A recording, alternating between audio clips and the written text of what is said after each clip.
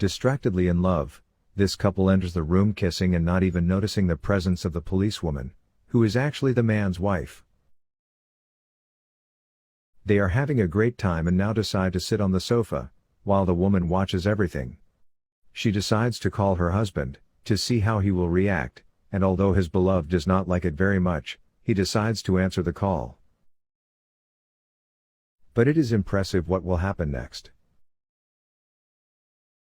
She asks where he is and he answers that he is at work, which is a huge lie. And then she questions why he is so breathless, and again he claims that he is very busy, that he can't talk on the phone at that moment, and that he needs to hang up. Realizing that he is visibly angry, she then just listens to him rant and finally says, "All right, see you later then." Now the young man is comforting the girl by saying that this situation will not last for long. After all, his heart is hers and so is everything that is his. And she says she is eager to become his wife soon, so he needs to find a way to dump his wife and be with her once and for all. He says that she doesn't need to worry because it will happen soon. And that now he has a surprise for her. She already knows what it is, his wife's jewelry that he had promised. And she can't wait to get her hands on all the possessions that belong to the woman, after all, even her place she wants to take. And there they go, entering the couple's bedroom, the woman's closet. This is a supreme invasion of privacy. She opens her wardrobe in search of the prize and he helps her find it.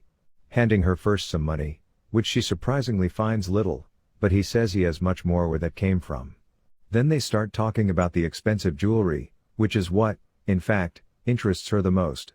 The policewoman is right there, listening to everything, outraged, behind the door. The woman is delighted with all the silver and gold items that must be worth a fortune.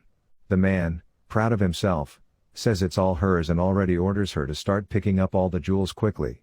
And the woman can't stop picturing how gorgeous she is going to be wearing them. The policewoman's husband finds a little box inside the wardrobe and asks his beloved to put all her presents inside so they can go. They are happier than ever.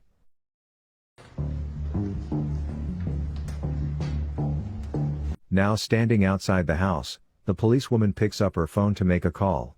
She says, "I need you to stop my husband's car, later I will explain why."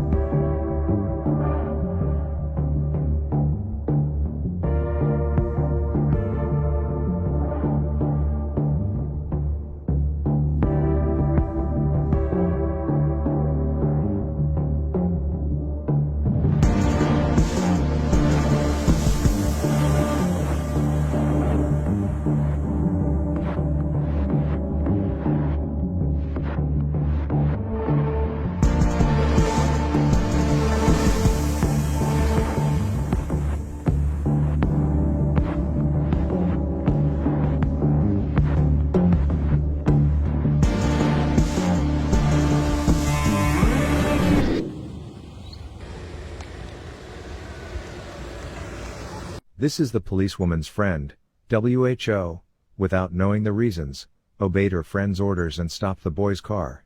He greets him and asks where his wife is. The young man says that she is working and the policeman answers, "Funny, I haven't seen her today." The husband is confused, but soon the policeman says that maybe because of the rush of everyday life they haven't seen each other. And then he asks him who is the lady next to him. Before he himself could give the answer, she introduces herself as his girlfriend. The policeman, not understanding anything, asks his co-worker's husband to get out of the car so they can have a better conversation. Now that they are alone, he asks the boy to truthfully tell him who the girl is and why she is in the car with him. He then says that she is a nobody. Just a cousin he's spending time with. A male thing. He tries by all means to convince the policeman that it is something natural.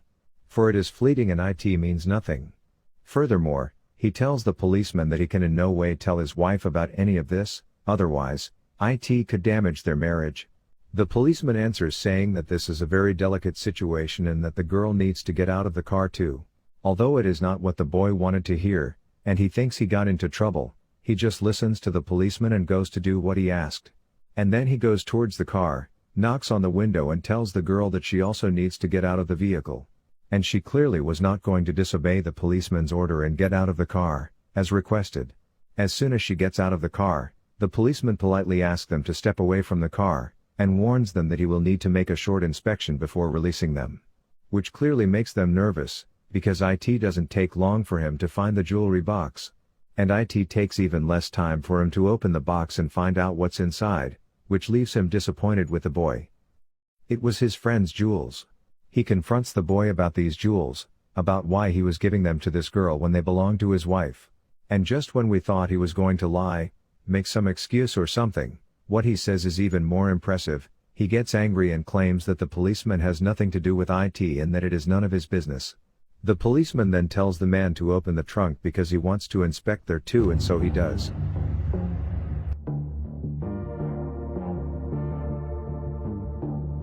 The policeman pretends that he didn't see anything.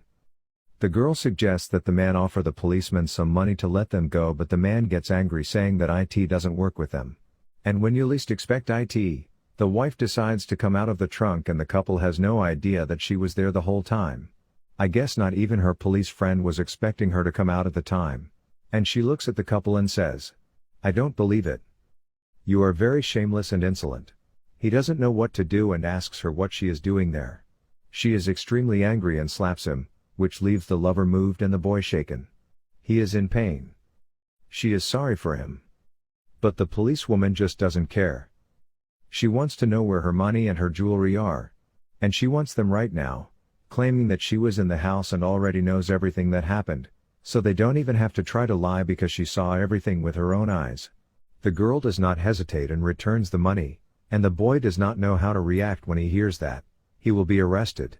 And she means it, as she already orders her colleague to handcuff him and take him away.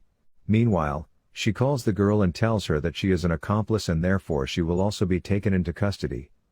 She says that she has done nothing and that it's all his fault, but her words are in vain. After all, she saw what they were up to together. Getting involved with a committed person is never a good idea. Let alone take this person's or any other person's belongings. What do you think? Tell us in the comments.